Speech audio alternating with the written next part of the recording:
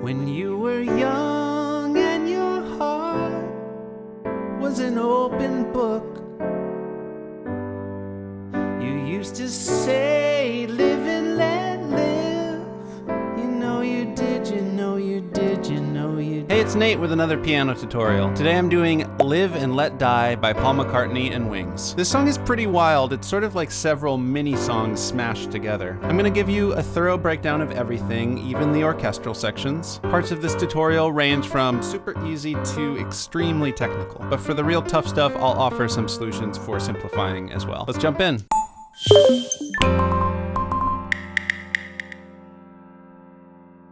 All right, so first off, I recommend getting the chords and lyrics chart. There's a link down in the description. You can download that, print it out. It helps you follow along and see where the chords and the lyrics line up with each other. And on this one, I included some extra material to help guide you through the orchestral section. But let's start out with the verse, and the song just launches right into the verse. Here's the underlying chord progression for the verse. So I'll walk you through these chords in the first line. It starts out on a G major chord, just a regular root position G major chord. So with my pinky in the left hand, I'm going to do a G bass note, and then G, B, D in the right, and this is middle C here, so you can get the octave there.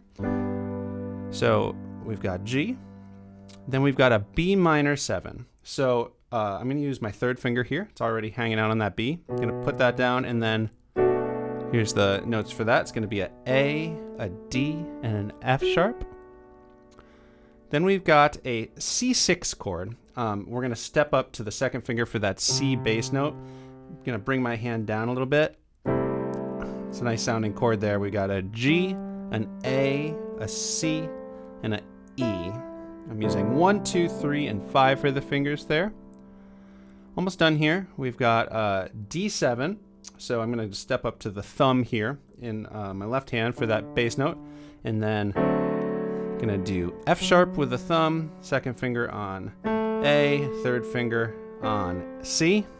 Actually, you could also use your fourth finger. Doesn't matter too much. And then finally, the D7 flat 9. We're just going to add a flat 9 note here. Really dissonant, intriguing sounding chord. So we've got an E flat there on top.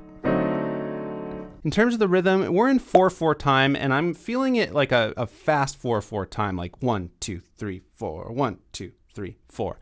So each one of these measures lasts 4 of those counts, and then the measure with the D7 to the D7 flat 9, each of those chords just get 2 counts, so the measure is divided in half. And right off the bat, I'm going to be playing half note chords in my right hand, so playing on every other count, or beat 1 and beat 3 of every measure. So it's going to look like this: 1, 2, 3, 4, 1, 2, 3, 4, 1, 2, 3, 4, 1, 2, 3, 4. I'm just going to hold that D bass note for the whole measure and just hit the chord again when we add that flat 9. When you were young and your heart was an open book. And it repeats this line that we've just learned twice. You used to say, live and let live. You know you did, you know you did, you know you. And so now we're dropping into the next line, which starts a lot like the one we just did.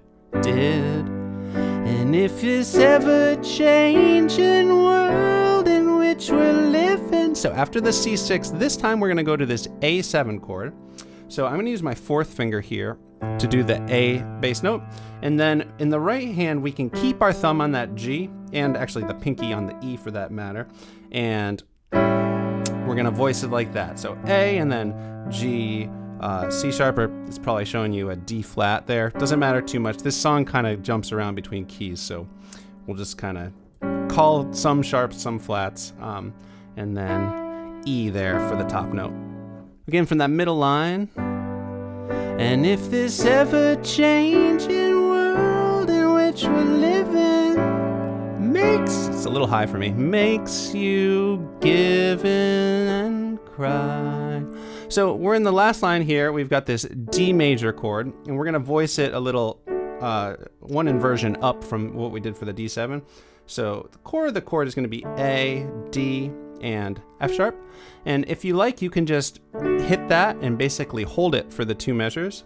It sounds like he plays a little bit of high notes kind of just echoing the vocal melody. So if you can stretch with your fingers to make this happen, it would be you kind of do the chord with 1, 2, and 3, and then we're going to do G, A, and then you can just kind of hit the bottom part of the chord again. Give in and cry. So best way to think about the rhythm is just play on the vocal melody notes. Then finally we've got this. Love that chord. It's very James Bond. So we're going to keep doing this D. So this is B flat over D, which means the bass note is D, but the triad, the chord on top, is a B flat chord, which is going to be a B flat, D, and a F. And there is this little melody. Da, da, da. Maybe at this point we should talk about eighth notes. So throughout this song, to get all the rhythms, we got to think in eighth notes. So we're not just thinking 1, 2, 3, 4. We're dividing the beat in half, 1 and 2 and 3 and 4 and. And so when you hit this B flat over D, you're going to do 1 and 2, 3, 4. Once you do that, you can just kind of hold it out for the 2 measures, and you got the say live and let die, and then we're going to slam into the chorus. One final detail about this verse is I'm going to do a little bit extra left hand hit, rhythm in between some of the right hand hits. So this kind of thing. 1, 2, 3, 4, 1, 2, 3, 4, 1. He does that throughout on, I think, most of them. So you can just kind of slip that in. It gives it just a little bit more movement. All right, so for the chorus, things start to get a little bit more powerful. I'm going to start doing octaves for the left hand bass notes. If that's too much of a stretch, you could just stick with the lower one. That'll give it more power than the higher one. Here's the underlying chords for this. So every single left-hand bass note in this section is that low G, because they're G chords, or they're the C over G chord where we still have the G bass note. So for the G7, we're going to have a G, B, D, and F, just skipping up all white keys. If that's too much of a stretch for your hand, you could totally leave out the low G because we're already having it twice in the left. Then for C over G, it's going to look like that. G, C, and E. Just like the C6 we were doing in the verse, but we're not adding that A this time. Now, G diminished 7. So for this, we've got a G, a B flat, a D flat, and an E. And then to finish the lineup, we just go right back to the G7. So each of those lasts just one measure, 4 counts, and rhythmically, things are just kind of hitting and holding here. You can add just like a little bit of just loose extra note stuff, not being too precise about the rhythm, or you could totally just hit it. So I'll probably do something like, say, live and let die, 2, 3, 4. Oh, one other thing. In terms of the rhythm of when it switches to the C over G, it actually switches a quarter note early on beat 4 of the G7 measure. So like 1, 2, 3, 4, 1, 2, 3, 4. And then same thing here. The G diminished 7 hits on beat 1, 1, 2, 3, 4, 1, 2. But on beat 4, it goes back to the G7. So that's a little tricky. It's a little kind of just off kilter from where the measures are. Live and let die, 2, 3, 4, 1, 2. Live and let die, 2, 3, 4, 1, 2. Next line is basically the same thing. Live and let die, 2, 3, 4, 1, 2. Live and let 1, 2, 3. But this is a measure of 3/4 time because we don't go back to that G7 on the 4th count like we did in the previous line. We just go straight to the next section. So a little bit weird there. You just 1, 2, 3, and then we're going to drop right into the interlude. But that's all there is to the chorus. So this interlude orchestral section, it's 20 measures long, and it's a bunch of, we can write it as measures of G minor. The left hand is just going to be doing this G bass notes the whole time. I'm just going to pulse on quarter notes. 1, 2, 3, 4, 2, 2. It's going to last, like I said, 20 measures long, but we'll break it up into smaller chunks. But it's G minor because the melodies you play kind of imply that. So if you were strumming along on guitar, you might do a G minor chord there.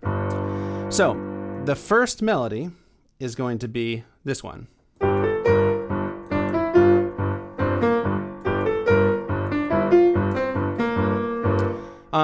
it's actually not that tricky in terms of playing the notes. Rhythm's a little tough, but I'll break it down here. So we're going to have G, A, B flat, then D, E, F, C, B, and that repeats twice. So we kind of put our thumb on G and just step up G, E, B flat, then just move our hand down, D, E, F, same fingers. And then for the C, B, I'll probably do 2 and thumb. If it feels awkward to get that, you could also do 3, 2. So it does, like I said, that melody twice, but the second time the rhythm's different. So here is the measures counted out with all the eighth notes, and you can see the notes below. So the timing here, let's forget about the left hand for a sec. We're going to do 1 and 2, 3, 4 and 1, 2, 3 and 4. Again, and you can count out all the ands if it helps kind of place it all. 1 and 2 and 3 and 4 and 1 and 2 and 3 and 4 and. So that's the first half. The second half is similar but a little different. 1 and 2 and 3 and 4 and 1 and 2 and 3 and 4 and. So it rushes that melody a little bit more, and then the last 2 hits are actually on the upbeats. Again, that whole line slow. 1 and 2, 3, 4 and 1, 2, 3 and 4. 1 and 2, 3 and 4 and 1 and 2 and 3, 4. With rhythms like this, it helps to just go super slow, map it out, and then gradually speed it out. You'll kind of latch on with your muscle memory. Then we got to get that left hand in there. Like I said, the left hand's just pulsing on quarter notes. So you're going to hit the left hand on every single one of the numbers and none of the ands.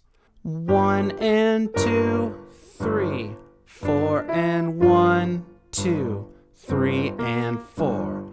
1 and 2, 3 and 4 and 1 and 2 and 3, 4. Again, a little faster. 1 and 2, 3, 4 and 1, 2, 3 and 1 and 2, 3 and 4 and 1 and 2 and 3, 4. Da, da, da.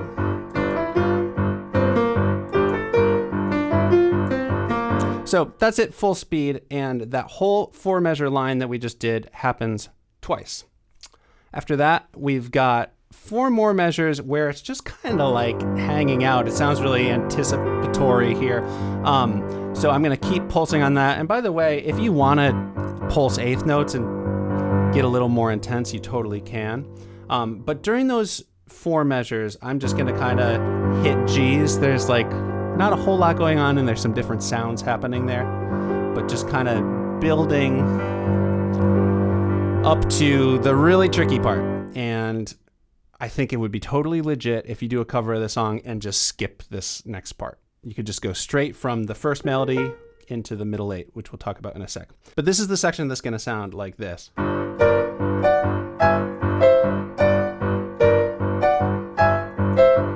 And it actually gets even harder from there. So here is the first pattern that's going to happen here. And before I had written the notes down there, these now refer to 2 notes at a time. They're sort of the bottom 2/3 of some major triads. So when you see B flat here, instead of just doing a B flat, we're also going to do a D on top of it. It's the root and the third of a B flat major chord. Then for D, you're not only going to do the D note, but you're going to do an F sharp. Again, bottom half of a D major chord. Same thing for E. You're going to do E and G sharp, or probably says A flat there.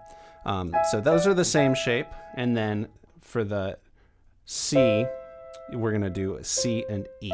So all of these are sort of implying major chords here. And in terms of fingers, you could just hop around on 1 and 3.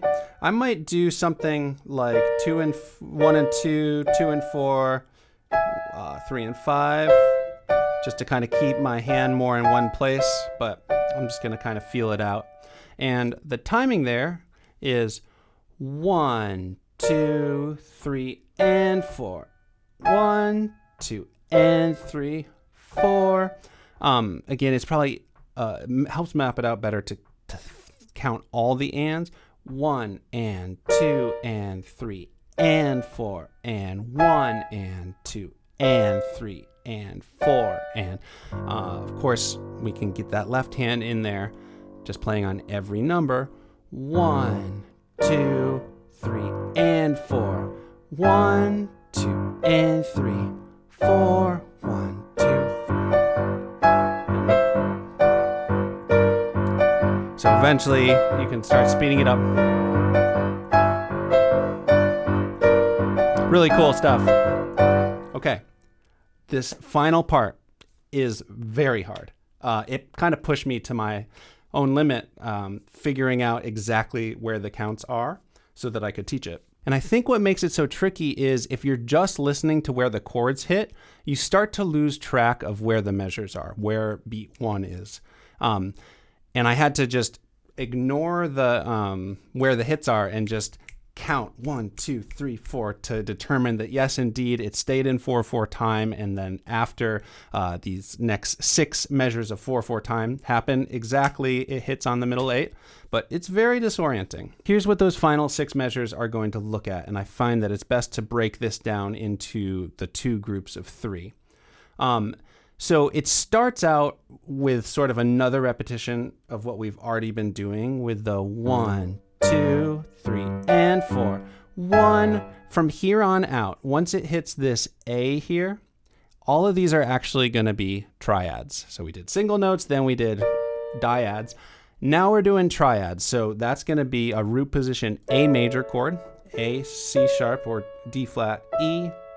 That's going to be a B flat major chord, B flat, D, and F, and then C major chord. While we're at it, the next line, you're going to end on this D minor chord. Same shape as the C, all white notes, D, F, A.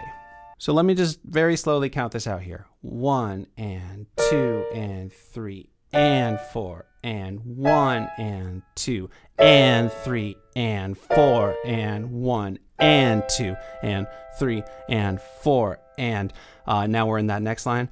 1 and 2 and 3 and 4 and 1 and 2 and 3 and 4 and 1, 2, 3, 4. That would be where we hit the next section. With the left hand hits, that's going to be 1, 2, 3 and 4. 1, 2 and 3, 4, 1 and 2, 3, 4. 1, 2, 3 and 4. 1, 2 and 3, 4. 1, 2, 3, 4. It kind of just holds that out for a minute as we anticipate the next section. A little faster, it's going to sound like.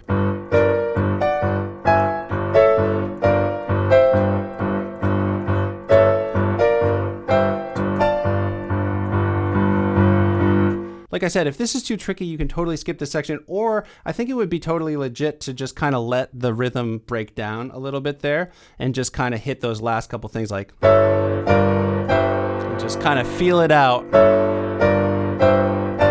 and let yourself lose track of the count, because probably anyone listening to you is not going to be counting along very closely. All right, so we're done with the hardest stuff. The only new real section we need to look at is the middle 8, which is the next section. Middle 8, usually I say bridge instead of middle 8, but this really feels like a middle 8. It's just right in the middle of the song, and it's 8 measures long. So here is the underlying chord progression. And we're going to do an inversion of C that's a little bit up higher than what we've been doing. It's going to be E, G, and C. And I am going to just land on some single bass notes again. I'll use my second finger here. So we've got C for 2 measures, and then G for 2 measures, and that's a different inversion of G than we were using. It's D, G, and B there, and you can go down to your pinky there. But throughout this section, we've got this almost sort of reggae vibe going on, where we're going to flip the hits that we were hitting on earlier. At the first verse, we were doing 1, 2, 3, 4. Instead of beat 1 and 3, we're hitting on 2 and 4. So it's going to be like 1, 2, 3, 4. 1, 2, 3, 4. 1, 2, 3, 4. 1, 2, 3, 4. And then we've got a D7 chord here.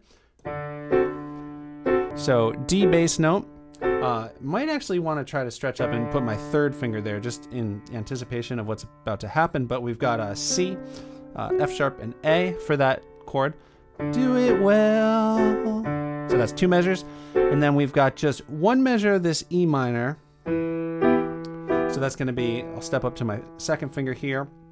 And that's going to be a B, E, and G there. And then for this F, we're going to just step up this same shape. It's going to be C, F, and A. And I'm going to actually drop into octaves there just to give that a little bit more power. But actually going from the E minor to the F, it's going to do that thing that we had seen in the chorus where it kind of goes to the next chord a count early. So that measure with the E minor is like 1, 2, 3, 4. 1, 2, 3, 4. So like, give the other fella hell. Once you hit that F, it lasts for exactly 3 measures of that, and you can kind of maybe do a little bit of that. You don't have to. And then, last little detail here. The next section is another interlude with the... going into that, you hear a little gliss. So you can throw that in. I've never been very good at glisses. They kind of hurt a little bit, but I'm sure you can find YouTube videos that go deep on gliss technique, but you kind of want to use your thumbnail a little bit to make it not hurt so much and to just give you a nice hard surface to come down on. And we're going to land on that. So you don't need to gliss lower than that. You can kind of lower than that G. So let me just play over that whole middle 8 again. What does it matter to you when you got a job to do? You gotta do it well. You gotta give the other fella hell. 2, 2, 3, 4, 3, 2, 3, 4. So that's the middle 8, and then we land right in another interlude, but luckily the rest of the 2 interludes that happen in this song don't have that really tough stuff. It's just the first thing. So it's only, this interlude just lasts 8 measures, and it's just 2 times through the...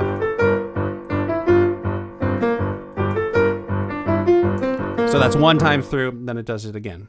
After that, we're going to land in the next verse. So after the final da da da da da 3, 4, we're just going to come up here. And we're back in that verse. And now this verse starts off doing the first line with no singing. It's just instrumental, and then it kind of picks up here. You used to say, live and let live. You know you did, you know you did, you know you did. And then it's the exact same for the rest of it. And then we're going to go straight into the chorus, just like the first time. That chorus is exactly like the first chorus, and then it transitions in the same way into the final interlude. Yet again, that final interlude just does that melody, but it ends in a specific way. So here's the chords for that. You've got 3 times through that 4 measure long pattern with a da da da da da da da da da da da da. That's 1. And then it goes around 2 more times, just like that. The final time, it does just 3 measures of G minor.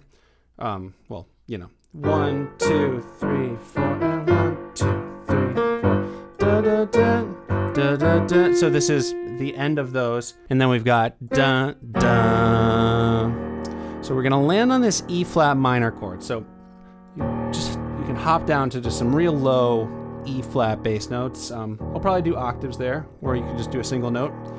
Some pianos don't sound great down there, but. And then the right hand is kind of tracing out the rest of an E flat minor chord with F sharp and B flat here. And that timing it's replacing the end of the melody as we knew it. Da, da, da, da, da, da, da, da. It's that da, da, but this time it's da, da. Then you can just let that ring out, and the song is over. All right, thank you for sticking with me. I am now gonna do a full playthrough of all of that. Like I said, if you wanna just cut out some of that first interlude, I think that would still be a really cool cover. Yeah, this was a fun one. If you enjoyed this, please do subscribe, click the bell so you know when I put out more lessons like this, and give it a like. Also, leave a request in the comments if you got any song you are dying to learn. Okay, here's my version of Live and Let Die. When you were young and your heart was an open book, you used to say, live and let live. You know you did, you know you did, you know you did. But if this ever-changing world in which we live in makes you give in and cry, say live and let die. Live and let die. Say live and let die. Live and let die.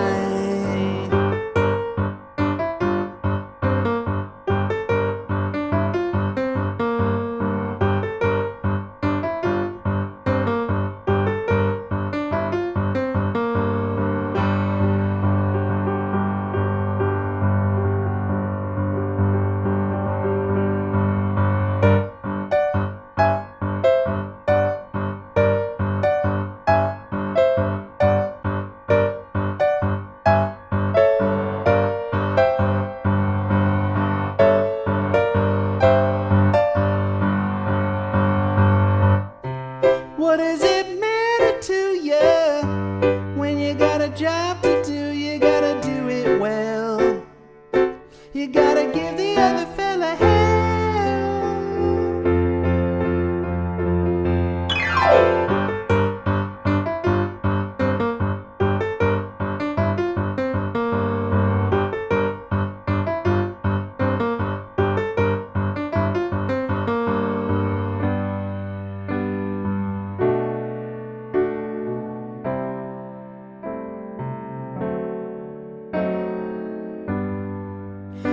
Used to say live and let live. You know you did, you know you did, you know you did.